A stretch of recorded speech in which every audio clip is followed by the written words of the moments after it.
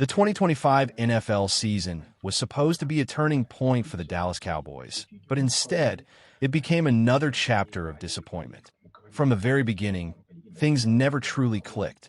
The team showed flashes of talent, moments where fans believed, but those moments never lasted long enough. When the regular season ended with a 7-9-1 record and no playoff spot, it was clear that the Cowboys had once again failed to meet expectations. For a franchise with such a rich history and massive fan base, missing the playoffs is not just a bad result. It is a serious problem. As the offseason began, pressure immediately shifted to owner Jerry Jones and the front office. Everyone knew changes were coming. The Cowboys were not just losing games, they were losing direction. The roster was expensive, the salary cap situation was tight, and key players were approaching major contract decisions. Dallas could no longer afford to delay tough choices. One controversial move, in particular, would end up defining this entire offseason and possibly the future of the franchise. That move was the decision to trade Micah Parsons. For many fans, this felt shocking and even painful. Parsons was the face of the defense, a dominant edge rusher, and one of the best players in the NFL at his position. Letting him go felt like giving up on elite talent. But the business side of football tells a different story. After being traded, Parsons signed a massive 4-year, $188 million extension with the Green Bay Packers, becoming the highest-paid edge rusher in the league. That type of contract would have placed an enormous burden on Dallas' salary cap and limited the team's ability to build a balanced roster. Jerry Jones later explained that the real value of the Parsons trade would not be seen immediately, but in the present and future flexibility it created. This trade was not about replacing Parsons on the field. It was about survival in a league where financial decisions can be just as important as talent. That flexibility became clear with the arrival of George Pickens. Dallas traded for Pickens quietly, without much noise, but the move turned out to be one of the smartest decisions of the offseason. Pickens delivered a career year, catching 93 passes for 1,429 yards and 9 touchdowns. He quickly became the most reliable and explosive weapon in the Cowboys' offense. Every week, he gave Dallas a chance to compete, even when the team struggled elsewhere. Now, Pickens stands on the edge of a major payday. He is eligible for a huge contract extension before the 2026 season, and Jerry Jones made it clear that keeping him would have been impossible without trading Micah Parsons. According to beat reporter Joseph Hoyt, Jones said the Cowboys had zero chance of extending Pickens if Parsons had stayed. That statement explains everything. The controversial trade was not a mistake. It was a calculated sacrifice. Still, the Cowboys' problems are far from over. Even with the Parsons trade, Dallas is projected to be nearly $40 million over the 2026 salary cap. That means difficult decisions are coming. Contracts will need to be restructured. Veterans may be released. Money will be pushed into future years. Simply becoming cap compliant will take effort, and creating room to improve the roster will be an even bigger challenge. However, there is hope. The 2026 NFL Draft gives Dallas a rare opportunity. The Cowboys currently hold 8 draft picks, including 2 first-round selections. Those picks are extremely valuable. First-round players bring high-level talent on affordable rookie contracts, which is exactly what a cap-strapped team needs. If Dallas drafts wisely, they can inject youth, speed, and energy into the roster without adding financial stress. At the center of all these plans is George Pickens. Keeping him is no longer just a goal, it is a necessity. He represents the future of the Cowboys' offense and the biggest return from the Micah Parsons trade. Letting him walk would erase the entire logic behind that decision. Pickens is young, productive, and entering his prime. He gives Dallas something they have lacked for years, a true offensive identity. The Dallas Cowboys are now standing at a crossroads. The 2025 season failed, and the pain of missing the playoffs still lingers. But the offseason offers a chance to reset. The Parsons trade, while controversial, opened doors. The draft brings hope. And George Pickens gives the franchise a foundation to build on. What happens next will define the Cowboys for years to come. This is not just another offseason. This is a moment of truth. Whether Dallas rises again or remains stuck would depend on how well they handle the choices in front of them. And that is the story of the Cowboys right now, a team caught between the weight of the past and the possibility of a better future. The Dallas Cowboys officially closed the book on their season Wednesday afternoon, holding their season-ending news conference. And, as always when Jerry Jones speaks, there was a lot to unpack. Beyond the usual end-of-year reflections, one message stood out clearly. The Cowboys believe change is coming, and this time, it could be big. Jerry Jones made it clear that the organization is ready to do what he called dramatic things this offseason. And perhaps even more surprising, he openly said that finances will not stand in the way. Jones spoke honestly about the disappointment of the season and the urgency to improve immediately. He told reporters that the incentive is there to, in his own words, bust the budget, if that is what it takes to get results right now. That statement alone signals a major shift in tone for a franchise that, in recent years, has often been accused of being too cautious. According to Jones, the Cowboys are not interested in standing still.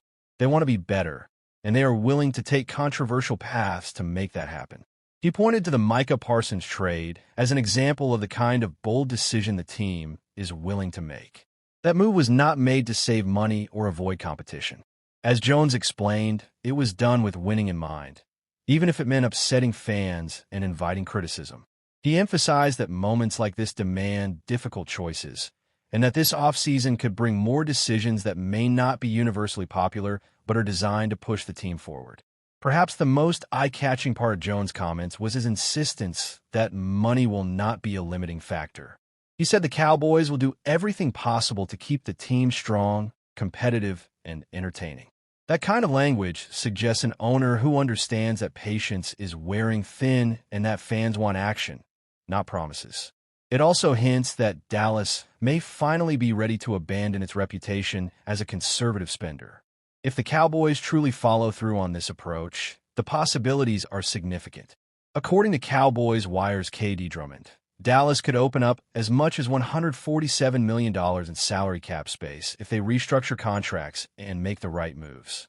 That amount of financial flexibility would completely change how the Cowboys operate in free agency.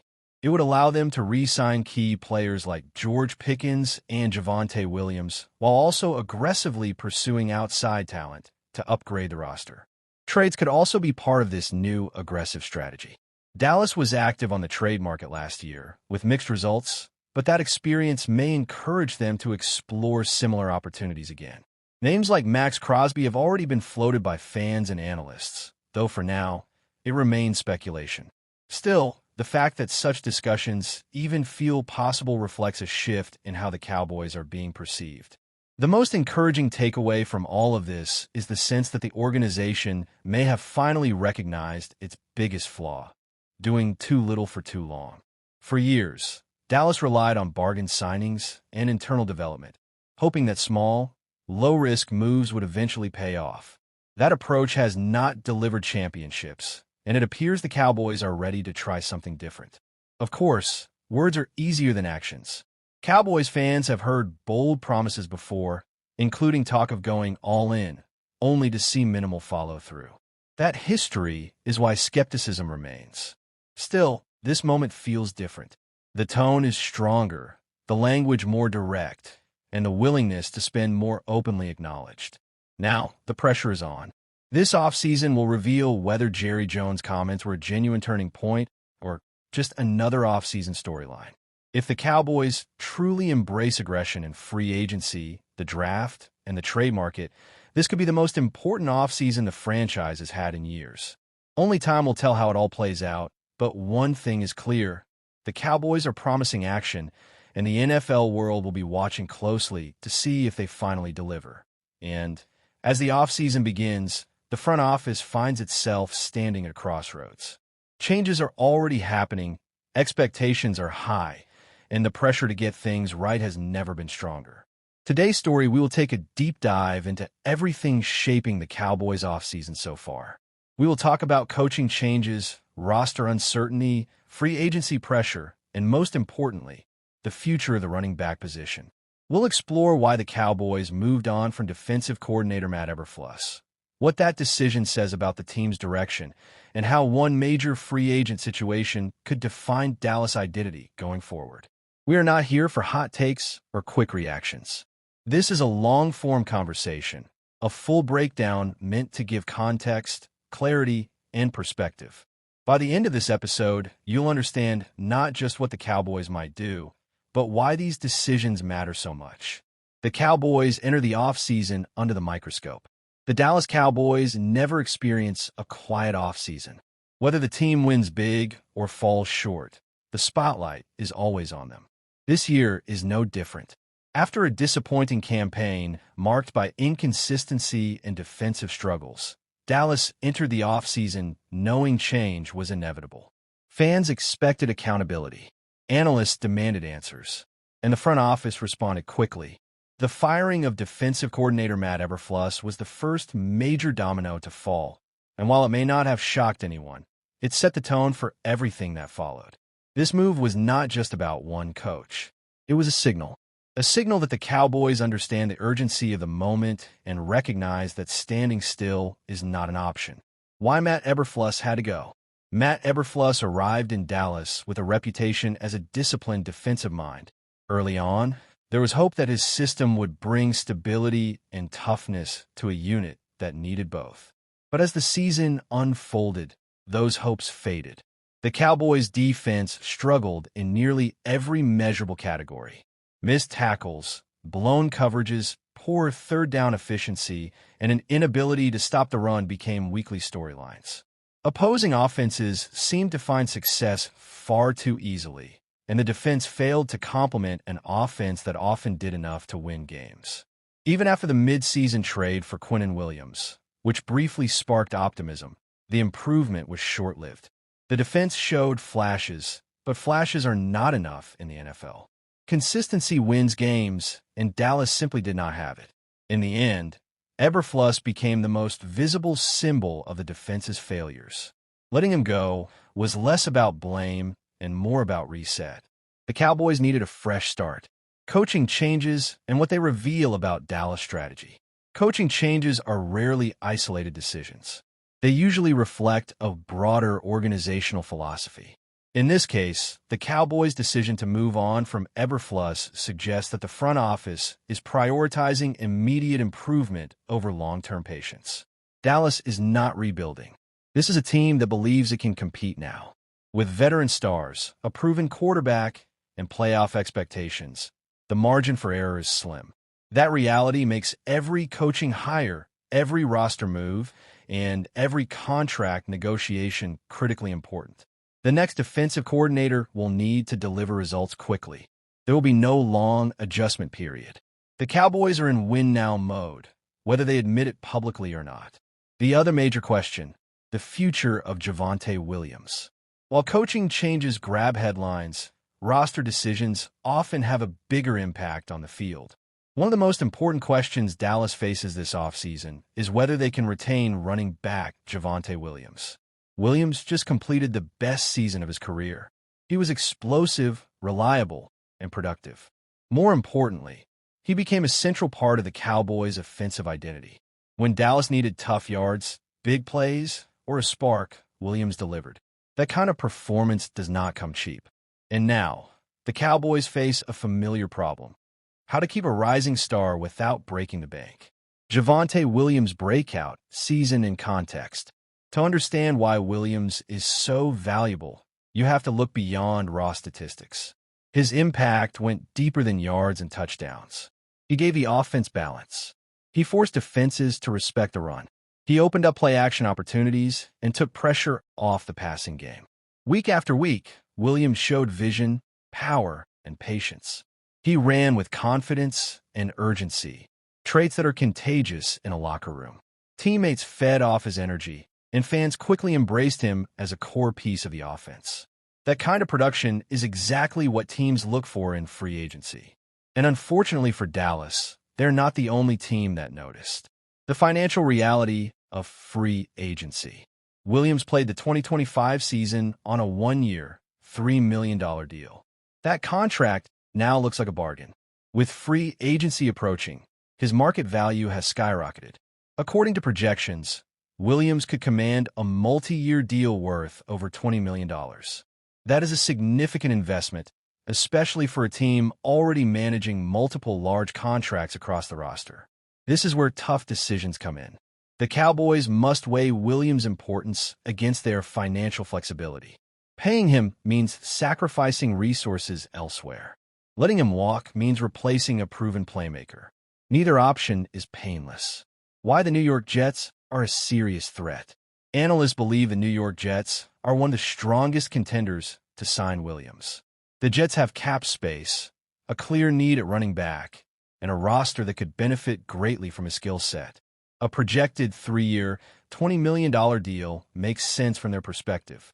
For Williams, it represents security and recognition. For Dallas, it represents a looming loss. If the Cowboys are unwilling or unable to match that offer, they must be ready with a backup plan that or J.K. Dobbins, a possible replacement option. If Williams leaves, the Cowboys will need another running back capable of carrying a significant workload. One name that continues to surface in discussions is J.K. Dobbins. Dobbins' career has been defined by both promise and frustration. When healthy, he is dynamic and efficient. He runs with burst and has proven he can be productive at the NFL level. However, injuries have followed him throughout his career. Missed games and shortened seasons have prevented him from securing long-term stability. That history makes him a risky option, but also a potentially affordable one. Why Dobbins fits the Cowboys situation? From a financial standpoint, Dobbins makes sense. A 1-year, $5 million deal is manageable and low risk. It allows the Cowboys to replace much of Williams' production without committing long-term money. For Dobbins, Dallas represents an opportunity. A strong season behind a solid offensive line could rebuild his value and position him for a bigger contract in the future. This type of mutual benefit is common in NFL free agency. Teams take calculated risks, and players bet on themselves. Comparing Williams and Dobbins as players. While Williams and Dobbins are both talented, they are not identical. Williams brings more power and durability, while Dobbins relies on quickness and efficiency. Williams proved he could handle a heavy workload. Dobbins has been more effective in limited stretches.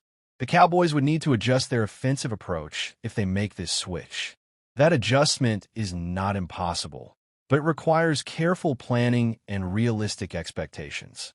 Lessons from past Cowboys running back decisions. The Cowboys have a long history of difficult running back decisions. From letting productive players walk to investing heavily in others, the results have been mixed. These experiences should inform the current situation. Overpaying can limit flexibility. Underinvesting can weaken the offense. Finding the right balance is critical. The front office must learn from the past if it wants to get this right. The bigger picture, identity and direction. At its core, this offseason is about identity. What kind of team do the Cowboys want to be? Are they built around power football, balance, and control? Or are they shifting toward a more flexible, cost-efficient model? The decisions at defensive coordinator and running back will help answer those questions. They will reveal whether Dallas is committed to continuity or ready for transformation. Why this offseason matters more than most. Some offseasons are about fine-tuning. Others are about survival. This one feels like a turning point. The Cowboys have talent. They have resources. What they need now is clarity. Fans want direction. Players want stability. Coaches want support. How Dallas handles the next few months will shape not only the 2026 season, but the legacy of this current era. Final thoughts. Waiting for the next move. As we wrap up this episode, one thing is clear. The Dallas Cowboys are entering a defining offseason. The firing of Matt Eberflus was just the beginning. The future of Javonte Williams may be the next major test. Whether the Cowboys choose to pay their star running back or roll the dice on a replacement like J.K. Dobbins, the decision will carry consequences. For now, all we can do is analyze, debate, and wait. The answers will come soon enough. Thank you for spending this time with us. Stay tuned because the Cowboys' offseason story is only just beginning. So today's episode is all about what comes next. We're going to break down 10 potential replacements, starting from number 10 all the way to the top candidate.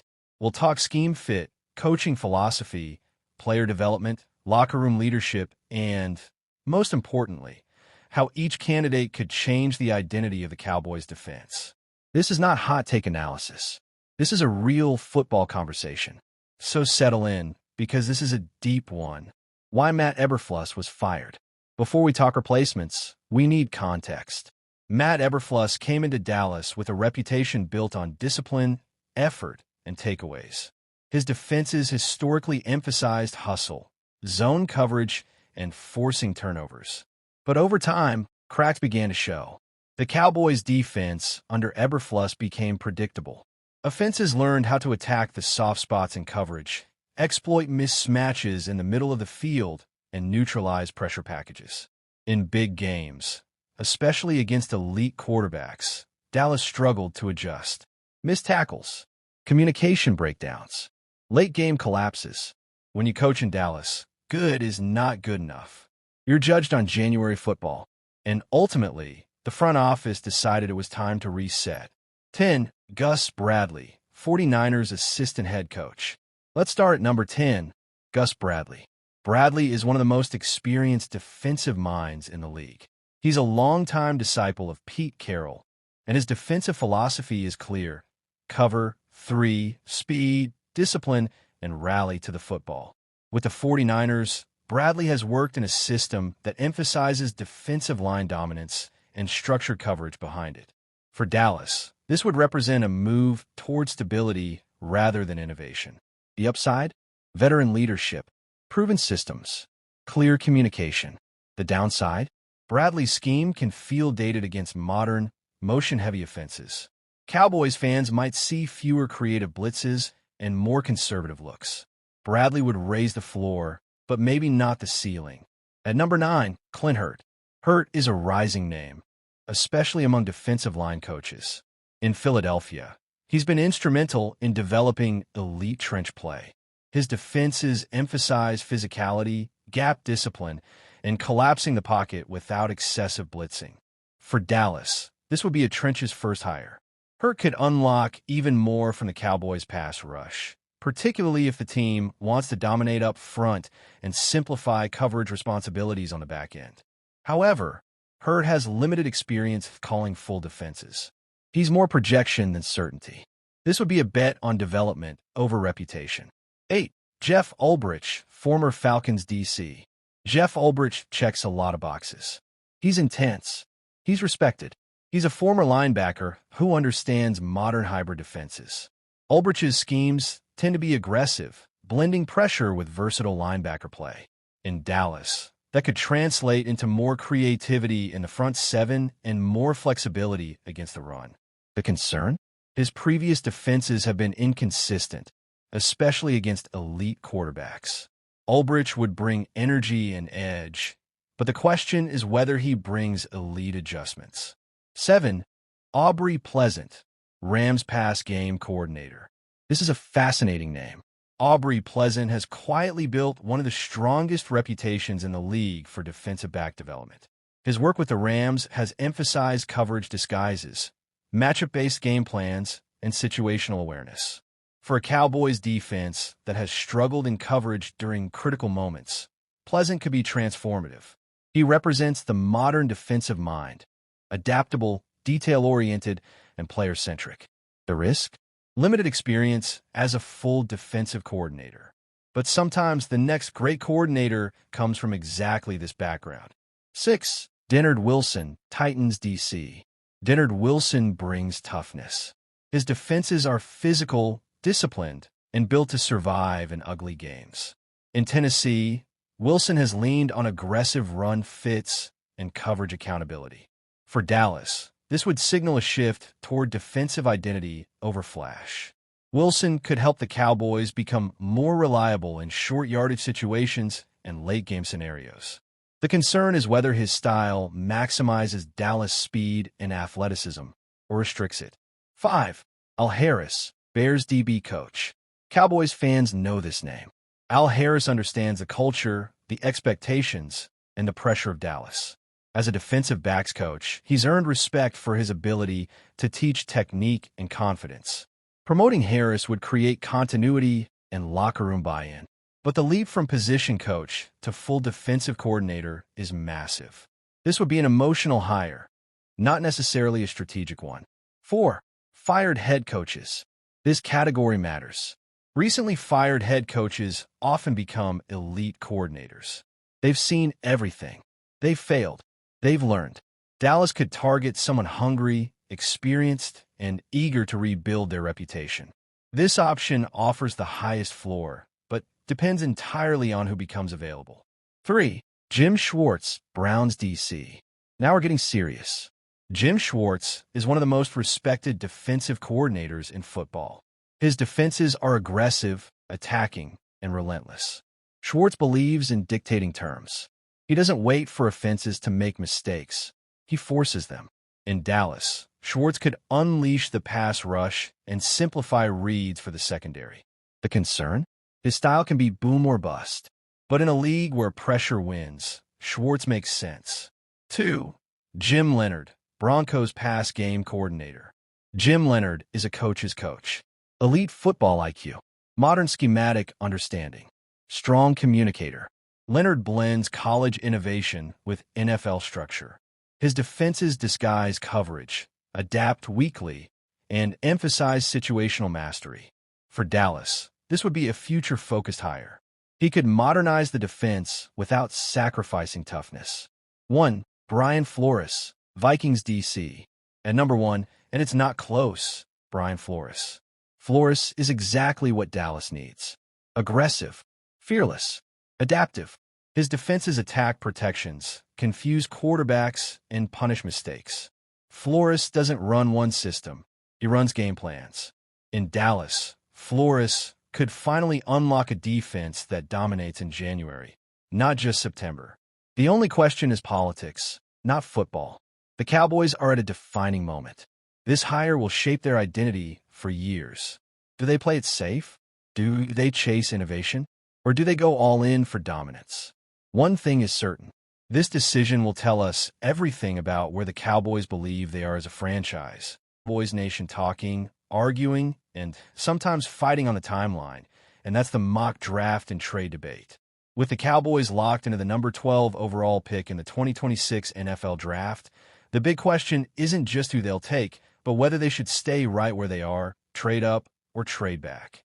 And this is where philosophy comes into play, because how you approach this decision tells you a lot about how the Cowboys view their roster and their urgency to win right now. If the Cowboys stay put at number 12, they're betting that one of their true top-tier prospects falls into their lap. This is the safest option. No extra draft capital spent, no panic move, just letting the board come to you.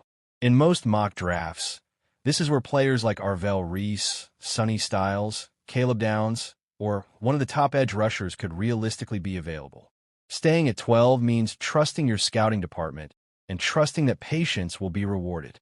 For a front office that values discipline, this approach makes a lot of sense. But now let's talk about trading up, because this is where things get controversial. Trading up from 12 would signal that the Cowboys believe there is a true difference maker at the top of the board who cannot be missed. Maybe that's Caleb Downs if he starts slipping but won't make it past the top 10.